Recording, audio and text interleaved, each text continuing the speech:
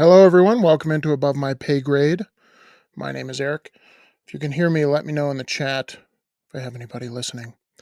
I have a couple stories to go over, and then if anybody's watching, make sure you drop your questions, and then I'll talk about those at the end. So, I was just in Vail last week, and I was thinking to myself, where is all the money coming from? If you're like me, you've been watching the economy. I kind of read the news, and the news is all bad. And I wonder to myself, are they just trying to, sell? In other words, when is the other shoe going to drop? And is there another shoe going to drop? What's up, Tiggy? Thanks. Um, is there another shoe going to drop? Because I'm thinking, okay, this economy does not seem healthy. We're spending more money than we make. So where is the money coming from, and when is the other shoe going to drop? And I mainly think of three things when I think why the other shoe hasn't dropped yet. Credit cards, so people are living off of them. I've done stories on how credit card debt is up and to the right. That eventually runs out, but that takes time. The federal funds rate was raised so quickly, it takes time to work its way through the economy, and that was all in 2022. So they raise very fast, and it takes time to work its way through refinancing of loans and credit card debt, etc. And then the last one is savings. People are dipping into their savings, not just their, emergency fund. They're dipping into retirement savings. And I want to go over this story here. I've got a couple stories here, but inflation is causing the majority of Americans to stop or reduce retirement savings. So think about the trickle down effect. And this is why inflation is so insidious, because it has generational effects, because these people aren't saving for retirement. In the meantime, the current retirees today are sucking Social Security dry, and they will suck Social Security dry. And there's no desire to change that or to reform that. So there's no Social Security for these people either. People in the millennial and Gen Z generation. From the top here, the impact of the 4-year high inflation is hitting savings account, as a majority of Americans say they are stopping or reducing retirement savings because of inflation. More than half, 54% of Americans say they have stopped or reduced retirement savings due to inflation, according to the 2022 Q3 quarterly market perception study. Furthermore, more than 4 in 10, or 43%, say they had to dip into retirement savings. So they're taking out a tax penalty, but they're dipping into the retirement savings to fight this inflation. So if you're like me and you're like, why is I hear all this bad news. Why is the economy still seems to be humming along? Maybe you go out to eat and it's still full.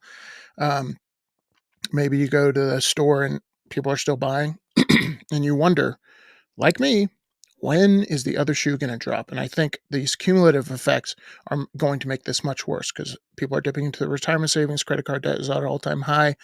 Car repossessions are going up, which is another story I want to go over. So you look at things like real estate, uh, and you think, why hasn't the floor dropped out? And you just got to think, like me, this is going to be bad, because it's as these cumulative effects pile up, then there is no plan B for people. When the other shoe does drop, there is no plan B. So just to keep lifestyle going, people are dipping into savings and credit cards and living above their means. And so the only way to fix that, and the way it's always been, at least the last 10 years, is the easy button. And I've said this before, there is no more easy button. If they press the easy button, which is more QE, more government spending, more stimmy checks, UBI, what do you think is going to happen to inflation? So they're between a rock and a hard place, as most of you know. Further reading here, this study also found that millennials are more likely to say they have stopped or reduced retirement savings due to inflation. That's 65% of millennials. In contrast, 40% of boomers and 59% of Gen Xers said they did the same. Now, baby boomers, I wanted to share this other story. They're going back to work. So uh, think about the job market. Um, you know, some people say, it's super good, and there's more jobs than people that want to work. And that's to some degree true. But what happens when it gets more competitive? You've heard about all these layoffs in the tech sector. 1 in 6 retirees are mulling the return to work. What to consider before unretiring? So why are these people considering this? I don't know about in your experience if anybody listening is retired, but I know just in my immediate family, it's becoming if you're on a fixed income, those are the people that are hit by inflation the hardest because that fixed income, Social Security goes up with inflation. It's government advertised inflation, but roughly 1 in 6 retired Americans say they're mulling over whether to get a job. According to a recent study by Paychex, on average, those unretiring individuals have been out of the workforce for 4 years. So, top reasons cited for people surveyed: personal reasons, 57%, and need more money, 53%. Do you think that number is going to go up or down in the next couple of years? People are going to need more money, and there's no more free lunch. And sometimes I feel like a doom and gloomer. Uh, I look at the news and I go, my biggest thing I kind of beat the drum about is that the whole financial system's broken, and your average American is just seeing like the tip of the iceberg. That inflation's there, and their life is getting more expensive, so they're adjusting accordingly, maybe getting a second job, etc. But they don't understand that underneath the water, the whole foundation of what keeps it together is broken. That's what's really causing the tip of the iceberg, was what they're feeling, which is sad. Let's get a couple of your questions, then I'll go into a couple more articles here. Charlie, I was wondering the same thing myself. Lots of houses being built still. I don't know if that's a question, but like in my area, yes, it's regional, but it's becoming nearly unaffordable for a builder to build a new home, a new starter home, like 3 bed, 2 bath, because of land. Number one, is getting more expensive. But it takes a while, and this is what's so unique about this specific time in history, is because we had the uh, lowest interest rates ever. So people were able to refinance. So the question is that supply coming online. Number one, to build a house is becoming more expensive, and to sell a house, people are doing a cost benefit analysis. So if people are retired, they might decide to sell because they want to downsize. But if you're like me and you were able to refinance at 2.25%, you got to think long and hard before you give that up, that 2.25%, because interest rates today are, 5, 6%, even 7. So the question is, what will motivate these people to sell? And the true motivating factor, and that cascade of lowering prices, is people lose their jobs. They need to tap into that equity, because when they try to refinance at 5, 6%, and they don't have a job, it's impossible. So they have to sell. The question is that going to happen? Who knows? I This is a total guess. I think mid 2023 is going to be quite interesting. From Steve, is making retirement. Yeah, inflation is making retirement harder. Yeah, and so on a micro scale, you think, yeah, my life, I have to go get another job, but then you got to think macro.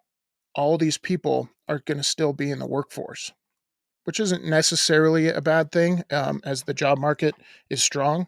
But if the job market's not strong, you got this. You got more people needing to work, not just wanting, needing to work, than there are jobs. Huge problem.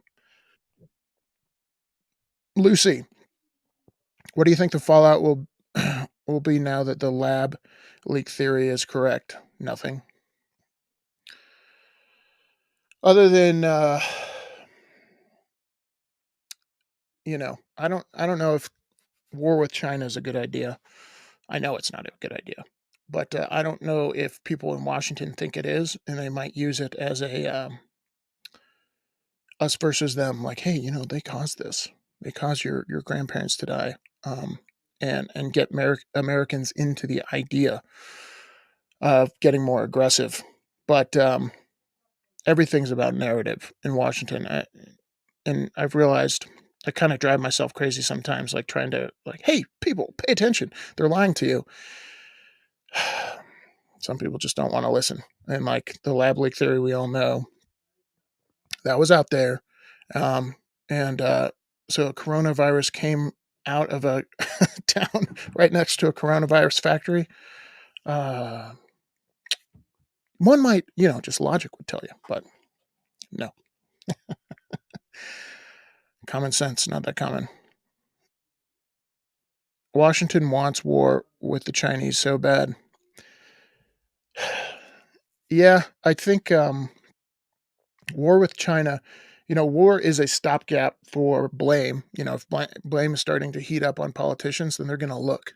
They're going to be like, hey, okay, um, anything to distract the people. But war is actually not good economically speaking, unless you pillage their goods.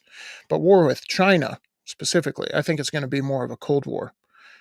And if I was, I kind of put myself in other people's shoes. Like uh, America kind of has a cold civil war right now, but within the country itself, you know, people are fighting, and this, you got the right and the left, and some people are talking about a peaceful uh, disintegration of the union. But if you're smart, if you're a strategist, you don't want to fire a shot if you don't have to. What you want to do is get people to fight their neighbor for you. And I think America's doing a pretty good job of shooting ourselves in the foot on that one. My 2 cents. Which is why I'm almost thinking like, okay, I think the one unifying thing, I hope, is math, right? If you maybe not, but I always am talking about Washington like, okay, everyone has different priorities, and what you spend money on could be a political or moral question, but how much money you spend is a math question, but that doesn't even unify people anymore. Everyone has their pet project. Yeah, most people aren't critical thinkers until they need to be. The old adage, you can vote your way into communism, you got to shoot your way out. And it happens slower. That's what I've been reading about in history. And I don't want to be, the reason I'm thinking this is like a lot of people around me kind of, I'm sure people who watch this channel are thinking the same thing. Like, you're kind of the sky is falling, Chicken Little. But that's why I like to read history. Like, what were people thinking in Weimar when they had hyperinflation? And then that led to this nationalist push and a democratic vote for Hitler. And the parallels aren't always exact, but human beings are, I don't know, history does rhyme. So, one thing I do know for sure, when economic instability happens, if the people in charge don't have the Americans' best interests at heart, then you're going to have real problems. And I'll tell you this, I don't know if that's the case today. The people in charge have America's best interests in heart. Doesn't seem like it to me, but I think Belarus will join Russia in the war, or Russia with the war. The other interesting thing, I was talking about this, or thinking about this, um, and I did a video on this. No matter what you think about Russia and Ukraine, Russia gets a vote. Okay, so you could want the world to be the way you see it, and you could hate Putin all you want. Great. What does victory look like? And that's one common theme I've seen in the military the last 15 years is these foreign adventures or misadventures. Afghanistan, Iraq, Yemen. We're still in Syria today. What does victory look like? And most U.S. service members wouldn't be able to answer that question. And so when you go to war or you finance a war or you fight a proxy war with some kind of fanciful idea that Putin is going to leave Ukraine and say, I'm sorry, I think that is a fantasy. Maybe other people don't, but I think it is. Okay, so if that is a fantasy, then what it eventually will have to lead to a ceasefire or total annihilation of Ukraine, in my opinion. So, I think there's a lot of wishful thinking in Washington, or just people want the world to be the way they see it instead of the way it is. But I always remind people the enemy gets a vote. So if you go in there and say Putin's bad, we're going to destroy him, cool. All right, so he's going to fight back, and then Are you willing to take the cost? And that's something I've seen the last 2 years too. Is like most people just look at um, the cost, not the benefit, or the benefit, not the cost. One of those two. So they think kind of like children, like, oh, Putin's bad. We got to fight him. Okay, cool. Now, are you willing to go to nuclear war with Russia? If the answer is no, then you have a line in the sand that you're not willing to cross.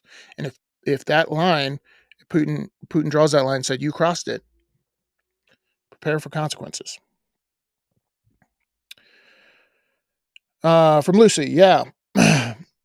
But as you pointed out, they are out of options now. It's either confess to being bankrupt and not pay Social Security and bash the Chinese back to the Stone Age, or they can get back to work. So the one like roll of the dice I think going on in international these international economic wars is that virtually every other economy is in the same boat we are, if not worse. So that therein lies the rub. Because at the end of the day, do you produce stuff that people want to buy? Is the world producing goods and services that keep our lifestyle afloat? But it's the dollar system that has created this kind of live above your means in America. And China's not in a good spot when it comes to demographics and their economic system either. In fact, I think a large majority of the reason they did this uh, zero, I don't know what I'm allowed to say anymore because I've already gotten banned, but the zero Cervasis thing in China was because they didn't want food riots. And the economy, I've researched this, the economy over there is not strong. So I think they're kind of backed into a corner as well when it comes to their economy. And the question is, what is America's goal around the world? I think we need to onshore manufacturing because we're deglobalizing. The reason that the world has become cheaper to some degree, and we've been able to live above our means with the printing of money that we've done since 1971, is because of globalization. So that was a disinflationary push for the economy. That's why we were able to live above our means. So I think we're going to have massive turnover when it comes to how much things cost, et cetera. But in the long run, as in next generation, I think it will be a net benefit because people's income will be better. The supply chain won't be reliant on those people that wish to do us harm. Now, back to your question. Sorry, will America confess that they're bankrupt? It doesn't. To me, I don't think it matters because you're feeling the death rattles of the dollar right now today. And I think there's a tinge of hope in your average citizen. I think a lot of hope that it's just a little blip on the radar that's going to go away. Inflation's going to go away. I won't have to have my second job. And to those people, I ask why. Why will it go away? And there's also a tinge of hope that the people in charge know what they're doing. Yeah, that's a stretch, I think. Belarus has always backed Russia. Stalin threw those troops right into the meat grinder. Yeah, I don't think Belarus would not back Russia. I just don't think that makes it. Again, when I look at the West, I go, okay. Ukraine's been shelling Russian nationals on the east side of Ukraine for a while now. Russia, to pretend like Russia had no reason to invade Ukraine, I think is stupid. Um, will the West do anything different? Meaning, I felt like we were pushing Vladimir Putin's buttons. Like, so if we were in his shoes, what would we would have done? I think the same thing. I think we would have invaded. Look at how we handled the Cold War when they had ICBMs in Cuba. Yeah, we flipped out. So, but to pretend, what I'm getting at is, will we stop doing that? Right? Did we learn a lesson? No. And he warned us multiple times. Why do you think the ability to reason or put things in perspective has been lost on most of the population? Ooh, that's a good one. Yeah, I've thought long and hard about this. Um, I think a couple things. I'm a Christian. I'm religious. Um, I think government, to a certain degree, has become people's god. I think the education system. I think um, people's natural bent is towards. This is why freedom has to be fought for all the time. It's because people's natural bent is to trust the government, create gods out of things that put people on a pedestal that they shouldn't be on, and eventually you have to fight your way out. That's how it always goes. But I think we've had it too good for too long, right? Um, Even this war in Ukraine, it's like it's off in the distance. People maybe have an opinion on it, but we really haven't had war on our shores in the United States. We haven't felt the consequences of our actions, even in '08. Um, and this is why I think people haven't been engaged as much or needed to be engaged, because the consequences of stupid economic policy, for instance, haven't been felt nearly as much as they should have been, because we have the world to pay our bills for us. We have the world to buy our treasuries. So I don't think the need is there. Um, but this goes back to, Weimar Germany. What were people thinking back then? Like, people were like, oh, this is temporary. And, oh, that's a little sus what Hitler's doing there. But they didn't some people left, but they didn't sound the alarm. I'm not saying we're there. I'm just saying, um, A leads to B leads to C. If there's no stopgap, if there's no line in the sand, you're like, hey, okay, this is a little too far on infringing on people's freedom of speech or medical choice or whatever. Then I don't think government's natural inclination is to stop. Some people think it is, but until it's on their doorstep, then they don't pay attention. This is why I think economics is kind of this like universal language you could talk to people about, because they feel it. They feel inflation in their own lives. If you guys have ever been to the website, WTF happened in 1971. Like, there's all kinds of charts.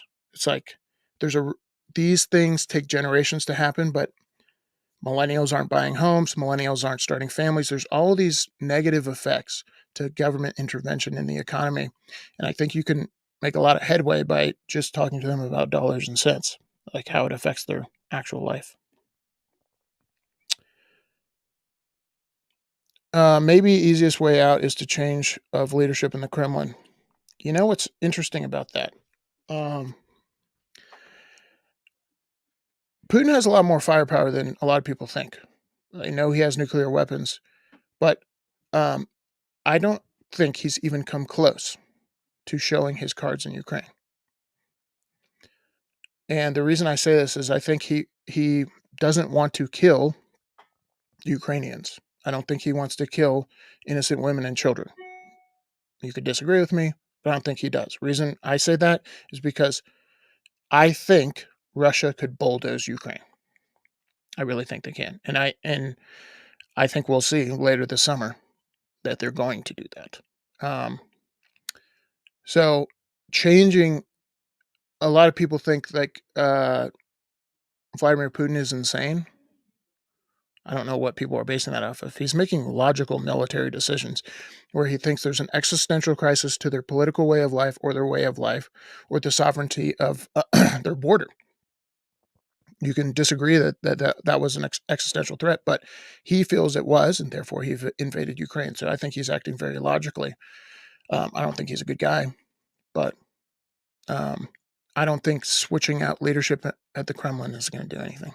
Might make it worse, because that insinuates that he's the only one pushing for this, and I don't think he is. Um, and he might be the most level-headed guy there.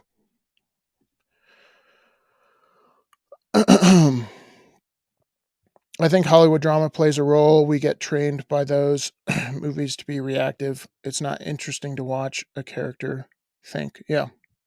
And social media.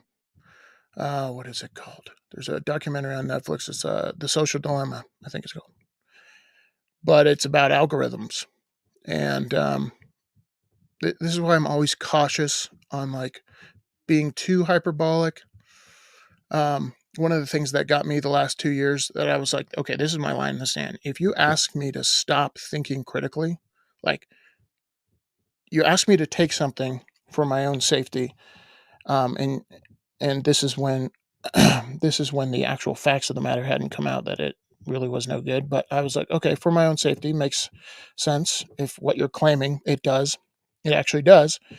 Okay, let me ask you about natural immunity because I had already had the cervasis. That was when my critical thinking started to turn on. Like, this has to do with something other than public health because my natural immunity didn't count. And there could be a viable medical reason why it didn't. But to me, people were saying, you shouldn't even ask that question. I don't want to educate you on that subject. You are anti-science to that degree of shutting people up. And it was like, this seems really suspect. It doesn't seem like you have people's best interests at heart. So those are those moments in the same thing that's going on in Ukraine. Like, okay, critically thinking, you could stand with Ukraine and all that kind of stuff. What does victory look like? What does it look like? What is the end goal here? To just drive Russia out? And is that realistic? So a lot of people just drop that because they think emotionally and they think, well, you got to save lives. You got to do this. I don't know. I, maybe, maybe it's because we haven't felt the consequences of our decisions for so long. Those are good answers. We've had it too good for too long. I'm a Christian also. And I've watched the sadness the way the church has copied the world. No reasoning or perspective. Yeah, I've asked myself a lot, like what I'm reading a book right now called Letter to the American Church by Eric Metaxas. He kind of refers to what the church did in Germany when Hitler was taking power. And, at the end of the day, I think we need people need to repent, turn to Christ. That's what changes a man's heart. But I don't think that you're going to. So I'm always questioning, like, where should the church, should the church be preaching certain things from the pulpit? What is our response to totalitarianism? I think the Bible speaks to it for sure. But I don't know. I'm always back and forth, like how Christians should engage in culture, whether it be spreading the gospel or fighting a cultural war, if that makes sense. Like talking about um, critical race theory or what have you, whatever the social dilemma of the day is. And I'm still on the fence on that. I don't know, to be honest with you. But yeah, I'd love to hear your thoughts on that if you guys have any. It was always from the start. They started off with here's the safety data. This is like 6 months of data. There should be a decade at least. Right. But this is where I was wondering, I don't know. This was back in 2021. I don't know what I don't know that they're lying to me or not. And that I don't care. My question to you is, if they don't take into account natural immunity, why not? And like just my, neighbors and my family, they didn't have an answer to that. And to me, that's critical thinking. This is about my health. I already had it. I already had the psoriasis. Why do I need that? If there's a scientific reason, I'm all ears. But that alone told me that there's more to it than met the eye. Right? Trust the science. The funny thing about science is you should obviously be questioning it on a regular basis. That's how the scientific method works.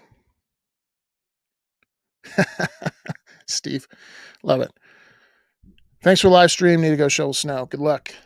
Is it snowing a lot up there? Well, I know the Midwest got a bucket load of snow recently, but let me know if you guys have any more questions. I want to show you guys one more article here.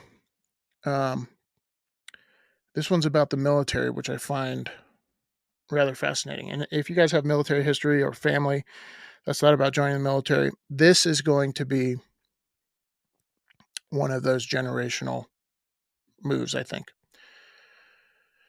So the Navy will now allow recruits who score 10 on their ASVAB. And if you're not familiar with that, that's the Armed Forces Aptitude Test. It's essentially kind of like an IQ test. So what does this mean? We're not recruiting. We're not able to recruit, so we're lowering standards. And this is as geopolitical tensions are rising. Okay. It says here, this is from the Navy. As we continue this challenging recruiting environment, the changing of the armed forces qualification test requirements removed potential barriers for enlistment. These aren't just potential barriers. These are like, can you read? If you're getting into the tens, it's scored out of 100. You probably have a very, very hard time with reading and comprehension. So if it was a standard before and it was higher and you needed reading and comprehension, and now they've lowered it, the question is, does it make us more lethal? Does it make us better? No. Do we need bodies just to fill slots in the military to be able to point a gun and shoot it down range? To a certain degree, yes, but they still need to be able to read and have some level of comprehension. My question for y'all is, what do you think's causing?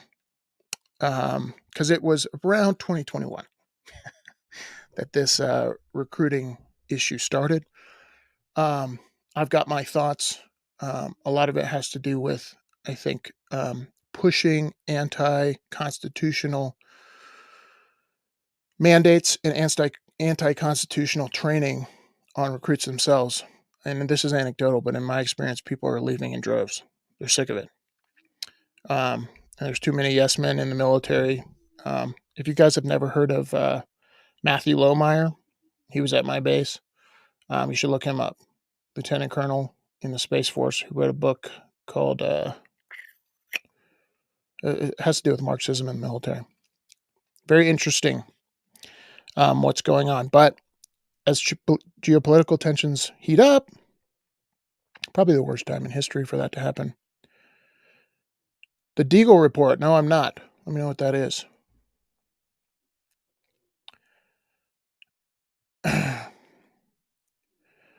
Yes, the cough is either government funded gain of function, virus escaped, government panicked, went to farmer and said, give me magic cure, or 2, depopulation program.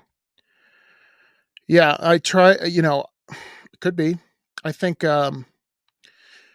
never, you've heard the old adage, never attribute to malice what you can contribute to incompetence. And there's a certain, what blew my mind is there was no pushback. There was no concerted pushback. Of course, there was individuals like the people listening here, but it was just kind of like this, like, I don't know, mind control. Like people who typically think critically, like the questions I was asking you earlier. It wasn't even a question on their mind. It was just like complete trust. Okay, but to me, like there's this certain like human beings don't want to be singled out. Like it's part in a good way and a bad way. But we hunt in packs. Animals hunt in packs. Fish swim in schools. If you go over here, and it was made evidently clear, 2020, 2021, you will get your head chopped off if you go over here and say something against the narrative. So most people, this is why it takes some level of bravery to speak up, is most people just probably thought something was off, but didn't want to swim against the tide. They didn't want to be the one fish over here who got their head chopped off. Which, most people will swim against the tide after it's at their doorstep, unfortunately. But then at that point, it's too late because government totalitarianism has taken over. Yeah. So that's why it's always important to be a person who says, hey, here's my line in the sand and it won't be crossed. I guarantee you there's multiple lines in the sand that people had. If I would have told them in 2019, hey, the government is going to do X, Y, and Z, they would have said, no way. I'm falling for that. And that's how people look at history too. They're like, how could they do that? How could they think like that? And, it's at their doorstep and they see how they act. You need to have a book list. Sounds like you have good taste. I don't know about that, but yeah. So I'm reading Letter to the American Church by Metaxas. That's something I'm thinking through big time. It's just how, what, at the end of the day, I think you should focus on your circle of influence. Who's around you, your family. One of the best things you can do for your country is raise good kids. Um, but what is my role in society? What does God call me to do when it comes to things that are, in my opinion, evil and lead to immense human suffering? Totalitarianism, socialism, things like that. But they're things that, like on the surface, a lot of times the church kind of goes, I don't know. I don't know if socialism's all that bad. And it's like, well, leads to massive human suffering it has throughout history. All right, from Lucy Bean. Patriots in the military would never turn their weapons on their citizens. Yes, agree with that. They would frag them first, but a bunch of zombie troop commies in the military would happily. Same with conscripts from the border. Yeah, troops would never do that, but what if those people that they were turning their guns on were anti-democratic terrorists? And so one man's terrorist, another man's freedom fighter, right? So the question is, has society gone so far down that road um, that, like, think about the Red Army, think about the USSR, and like, has it gone so far down that road that good is evil and evil is good? And that's what I'm nervous about, is because people don't think. This is the interesting part, because I often think about this in because I do interrogations in the military. I teach people how to avoid giving information, etc. People sitting, like, a lot of people think about Hitler or Stalin, like they're sitting in a room with their cane, like petting their cat, and like, some evil laugh. If you read Stalin's diary, he thought he was doing the Lord's work. He was doing good things. Most evil people think they're doing good. That's the scariest part, because you have zealots pursuing evil in the name of good. And so it doesn't always come like this, like, battle of good and evil. Like, zealots think they're doing good. Oftentimes, they're purging the world of some kind of evil. So when you say the military wouldn't do that, over time you can brainwash a population to think that literal good people are terrorists. All right, from Erg. It's a defense contractor report, conspiracy theory community. This is, what did you write up here? I forget what you called it. Oh, Deagle report. Yeah. Conspiracy theory community, not a pejorative. I love it. Was discussing back in 2015-ish, as I recall, in projected massive depopulation decrease in the U.S. in the 2020s. So one thing I ask people, especially Christians, right, on the depopulation movement and the World Economic Forum, you read their website. There's certain groups. So what I believe is there is a God and I'm not him, or I'm not it, right? So if there is a God and I'm not him, my worldview will take on certain parameters. Now, if people don't believe that there is no God and they're not God, what do you think their worldview would take on? Maybe they would create a God of the earth itself. And if human beings are just little peons of synapses firing, like, and you can just move them like pawns on a chessboard, it's really not a moral stretch to think that, like, depopulation to save the earth is a net good. And a lot of these people, I would say majority, don't believe in God. So if you don't believe in God and you don't believe that you're not God, all it is power projection. Who has the most power if there is no God? That's where we're at. So it's really not a huge stretch of the imagination to think that these people would find ways to project power on others because they don't believe in moral authority. What's up, Jose? Jose says, what do you make of the Ohio train situation? I did a video on this. Inept stupidity.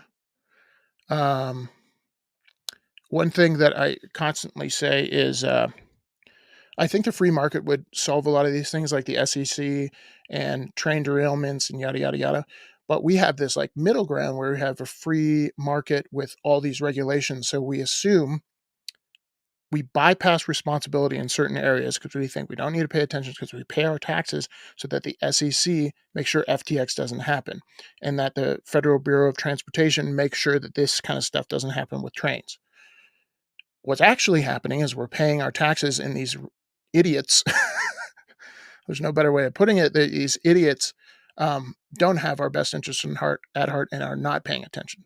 So it's the worst of both because the free market's not taking care of it. We're not paying attention to it because we think other people are because we pay them to do so. And both aren't happening. So I think in Ohio, I wouldn't trust a word that the government's saying about it being not poisonous, right? So maybe get a third party in there, maybe get trusted individuals who are chemists or whatnot to test that water in the ground. But I wouldn't trust a word the government's saying. My 2 cents.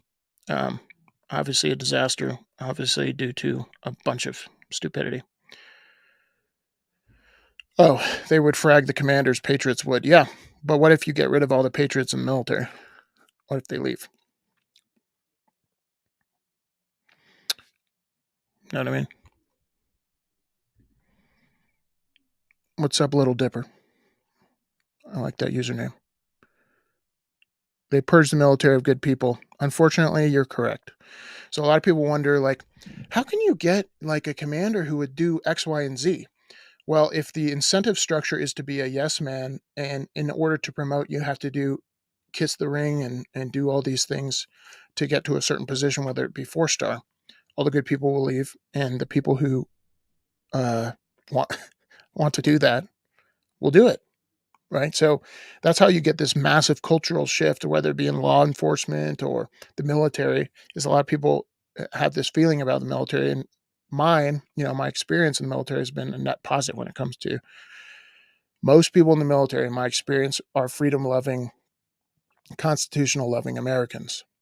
Now, the military has changed quite a bit in the last 5 years, but a lot of people wonder how they wonder what that crucible is like to get to the 4-star level or whatnot. But if it is distorted to the point where if you're an actual good leader, meaning a person who speaks out when something's going wrong, you are punished and demoted, what do you think is going to happen? The people who are yes men are going to make it to the top. Yeah, I just saw this. El Salvador just threw 60,000 gang members in a super prison. No trial, no warrant, no lawyers. Yeah, so love to hear your thoughts on this. Their murder rate went down 97% because of this. I don't agree with this, but El Salvador was the murder capital of the world in 2015. So I don't agree with no trial, no lawyer, no warrant, because eventually, if you use it for a net positive, and you may agree with this, they'll use it for a net negative eventually. Well, what's fascinating to me is like El Salvador also is the first country to use Bitcoin as a legal tender. Their GDP has gone up drastically. They're actually paying down their debt. The World Economic Forum put a lot of pressure on them not to use Bitcoin as a legal tender because, like the IMF wants them to take out loans from them and be wholly dependent on them so they can pull their resources out of the country. But I don't agree with that. But it had a net positive benefit. Wonder what you do in that situation, like how you would solve gang violence, because it was bad, very, very bad. Like I said, murder capital of the world in 2015.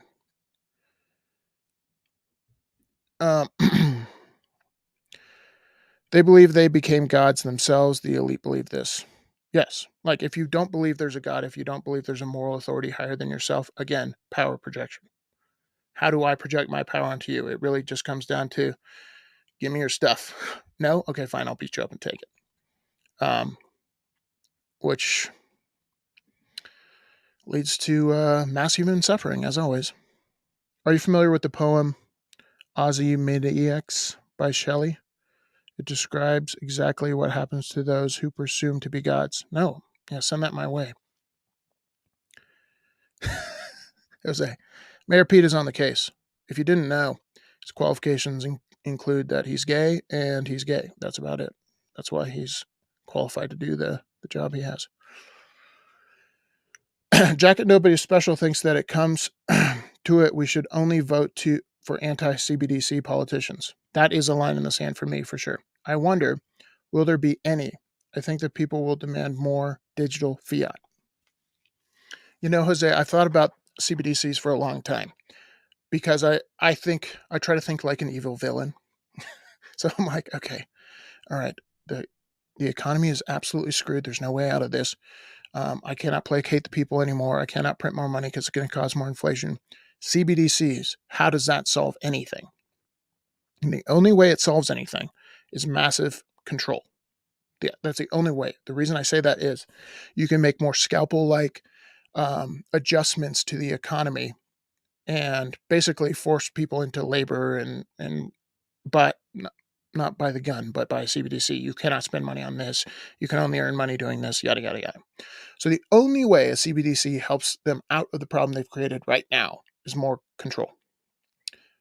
If you turn that switch on overnight, meaning like, okay, we're now having a CBDC and control is imminent, like overnight, I don't think that would take in America that well. Some people disagree with me based off the last 2 years. I just don't think it would take well. It'd have to be a slow drip.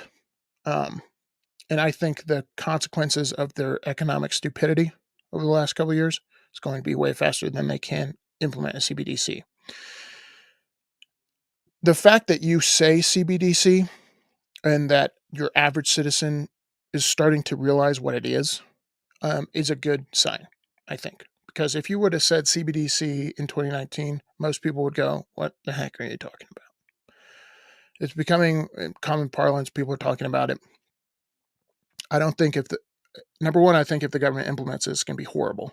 Like, as typical government rollouts of anything are, it's going to suck. And so people are going to make, what the hell is this? Why do I want to use this? Yada, yada. They could, by the way, implement it without you even knowing. You know what I mean? Like, how do you know what is in your bank right now is not a CBDC, is not on the blockchain? Could be. I think it's it's probably not the case since we still have banks. Because if it's a central bank digital currency, that means it comes from the Fed and not JP Morgan Chase.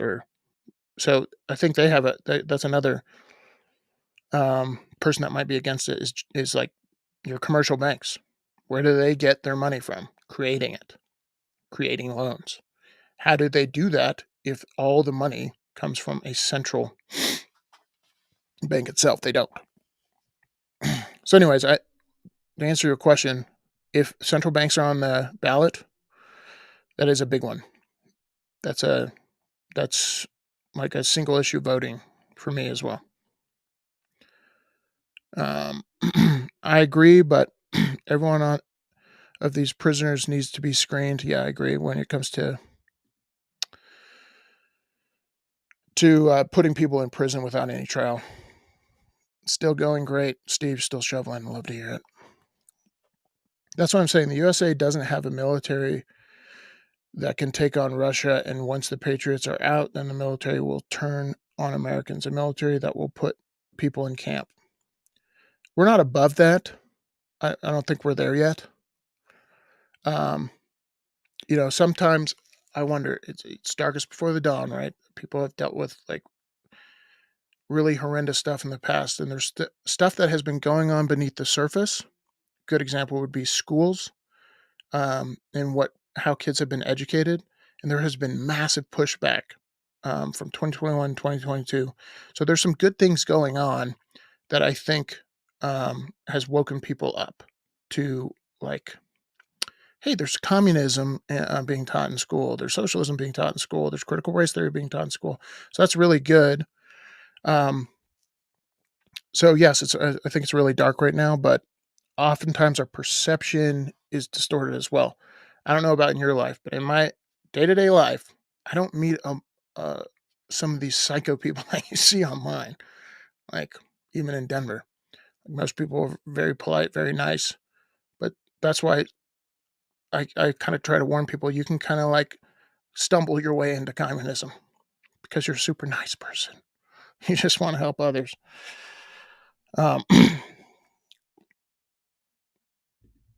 Make sure they didn't catch any innocent people. Agree. El Salvador. Over the wall, what's up? El Salvador might fare okay during a collapse only because they put all their gangs and criminals behind bars. Organized crime becomes pretty big during a collapse. Parallel economies, if you can't rely on your government, then organized crime kind of fills that gap. It always does, by the way, which is why, like, when we take our military somewhere and pull out, what did that vacuum create? Human beings have hierarchies. It's always been that case. The other thing about El Salvador that I think they might do well in is the less reliant you are on the dollar, the better off you're going to be. So you guys are probably familiar with the dollar milkshake theory. The dollar, I think I agree with the dollar milkshake theory, meaning governments, if you have two choices, currency A and currency B, and they both suck, but currency B doesn't suck as much, why in the world would you take currency A? So that's essentially what the dollar milkshake theory is. As choices shrink on currencies you can use around the world, people will choose the best, the cleanest dirty shirt in the laundry. That will be the dollar. Everything will collapse in on the dollar, and the dollar will be the last to collapse. From Little Dipper, I don't think people will jump to a CBDC. Nigeria rejected them. Yeah, and then Switzerland just had some kind of, I don't know what the result of it was, but like that there are people in the streets saying we don't want a central bank digital currency. I think CBDCs will create a huge black market, trade via barter amongst individuals. Totally agree, Steve. I think so. That's a good thing. Anytime you have centralized control, it leads to corruption. Any single time. So, doesn't matter what it is. And this is why, I think it was Benjamin Franklin, maybe it was Thomas Jefferson, said the Constitution, it won't govern a morally corrupt people. And we're pretty morally corrupt right now. Constitution is by no means a brake check on anybody. But I think a lot of that power in the government comes from the printer. And a lot of people are starting to realize that. Like, the government's become this massive behemoth because we don't have anything constraining their spending. So what should we vote for? More free stuff. We won't have to pay for it. Agreed. I'm starting at a speakeasy. Or you're starting a speakeasy. For real? I need to know the code to get in. Are you going to have a phone where you call in and you say like a secret word? Pelican. Okay, you got it. Speakeasies are awesome. It's if you don't know, Steve, it's those bars that were secret against the law during Prohibition. So normally they were like behind a wall somewhere, and you had to go to the worker at a convenience store and give some secret word, and then he'd let you in the back.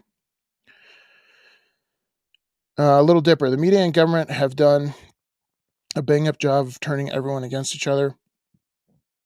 It's the crowds that will do the dirty work for them.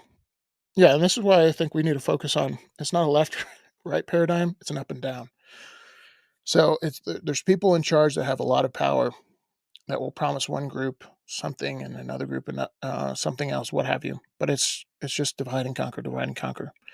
I think Russia and China have a larger part to play in that, by the way. Like, if you were Russia or China and you had an enemy in the United States, what's better than to have them implode on themselves? So you feed them information, whether it be through algorithms, robots, what have you.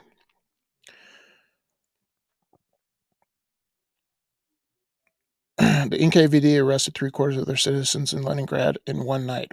Yeah. El Salvador needs gold. I don't disagree with you. I am a big fan of Bitcoin, but not everybody is. I understand that. I feel really bad. This is from Jose. I feel really bad for folks retail that are piling into the stock market expecting the Powell pivot. Pavlov's dog. It's happened every time in the last 10 years. And it's not just retail. I don't think Wall Street believes him. That's why I don't think the stock market has dropped. The floor hasn't dropped out of the stock market. It's still like the PE ratio on the stock market is still insane compared to where it has been in history. What's up, Erg? See you later, man. Government has a monopoly on the currency as they do on violence. That's why you don't vote to give the government responsibility when it like this is what I always tell people. Cool thing about capitalism, you get to vote with your dollars every day. When you give a responsibility to government, they have a monopoly on violence, and therefore they like that monopoly and they want to keep it going, hence the military-industrial complex. The Fed won't pivot until they have a collapse in the debt market and the stock market tanks. This will be my last question. I think the Fed, Jerome Powell has raised rates higher than most people thought he would, including me.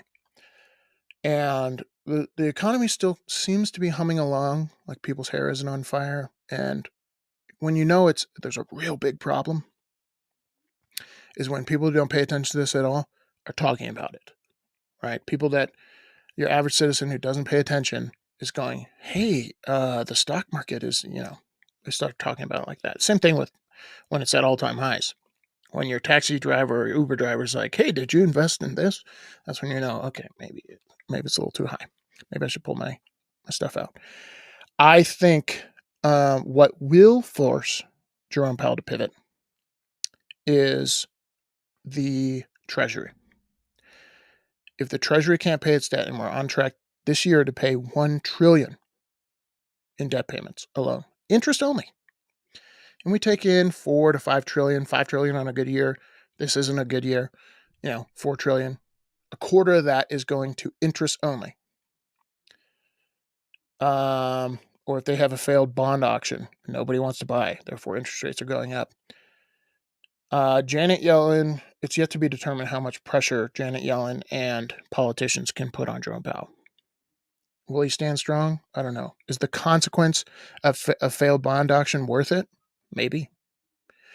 But 6 of one, half dozen the other. It's going to suck either way. But I do know, if you're one of those people that is banking on him not pivoting, when he does pivot, inflation through the roof, my humble opinion. So that's the $1 million question is he going to pivot? And if he does, what causes it? All right, y'all. Great turnout tonight. Thanks for tuning in to the live stream. Always great talking to you guys, and great questions all around. I'm going to try to do this every Monday. So thanks for watching. Thanks for listening. See y'all in the next one. Peace.